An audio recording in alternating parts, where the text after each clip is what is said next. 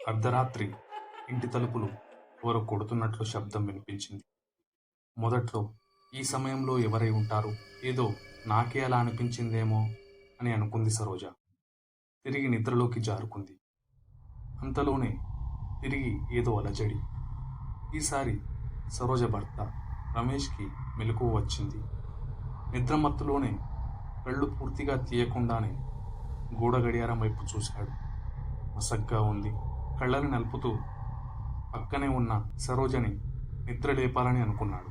చీకట్లో చుట్టంతా విరబోసుకొని సరోజ రమేష్ని చూస్తూ ఉండిపోయింది. ఒక్కసారిగా రమేష్ ఉలిక్కిపడ్డాడు. అది చూసిన సరోజ, అయ్యో ఏమైందండి? నిద్ర మత్తులో నుండి తేలుకున్న రమేష్ సరోజతో, ఏమైందంటావేంటి? భయపడి చచ్చాను. అయినా జుట్టు విరబోసుకొని అలా ఎందుకు చూశావు? ఓ అదా, బయట ఎవరో తలుపులు కొడుతున్న శబ్దం విని లేచానండి. సమయం చూస్తే 3 కావస్తోంది. ఈ సమయంలో ఎవరై ఉంటారా అని. అంతలోనే తలుపులు బద్దలు కొడుతున్న శబ్దం మరీ ఎక్కువ కాసాగింది. ఇంట్లో ఎవరైనా ఉన్నారా? సాయం కావాలి అనే గొంతు వినిపించింది. ఎవరో సాయం కోరుతున్నారు. ఏదో ప్రాణాపాయ స్థితిలో ఉన్నారు అనుకొని రమేష్ ఓ అడుగు ముందుకు వేయసాగాడు. కానీ లోపల ఏదో భయంగా ఉంది.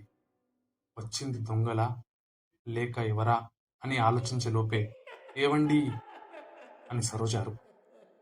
ఆ అరుపుకి ఉలిక్కిపడ్డ రమేష్, ఎందుకే అలా అరిచావు?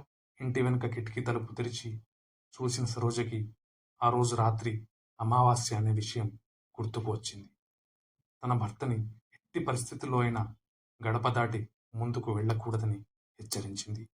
అది అమావాస్య రాత్రి అని గ్రహించిన రమేష్కి చెమటలు పట్టడం మొదలయ్యాయి. ఆ తర్వాత ఏమైంది?